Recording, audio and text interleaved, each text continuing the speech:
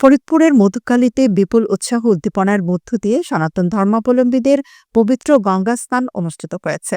বুধবার 12 ফেব্রুয়ারি সকালে ফরিদপুরের মধুখালী উপজেলার রায়পুর ইউনিয়নের কালীগঙ্গায় কুমার নদীতে পবিত্র গঙ্গা স্নান অনুষ্ঠিত হয়।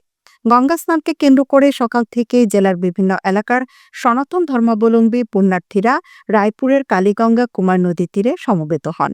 নদীর পবিত্র জলে গঙ্গা স্নানের মধ্য দিয়ে ভক্তরা পরিবারের মঙ্গল কামনার পাশাপাশি দেশ ও জাতির জন্য তারা বিশেষ প্রার্থনা করেন।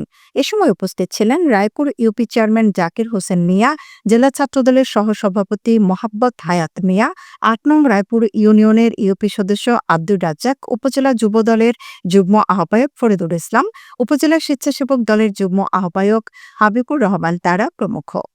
এ সময় পুরোহিত অনিল সাধু বলেন, শাস্ত্রে বলা হয়েছে এই গঙ্গা স্নানের মধ্য দিয়ে জড়দেহে পাপ মোচন হয়। যেখানে ভক্তি সহকারে ভক্তরা সমবেত হন সেখানে ভগবান বিরাজমান থাকেন। পুণ্যার্থী বিশ্বজিৎ বিশ্বাস বলেন, গঙ্গা স্নানের মধ্য দিয়ে আমি নিজের এবং পরিবারের জন্য মঙ্গল কামনা করেছি এবং কুমার নদীর পবিত্র জলে স্নানের মধ্য দিয়ে ভগবানের কাছে পাপ মুক্তির জন্য প্রার্থনা করেছি। তিনি যেন সকলের মঙ্গল করেন সেই প্রার্থনাও করেছি। এদিকে ঐতিহ্যবাহী গঙ্গা স্নানকে কেন্দ্র করে কুমার নদী তীরে বসেছে ব্লোকজ মেলা।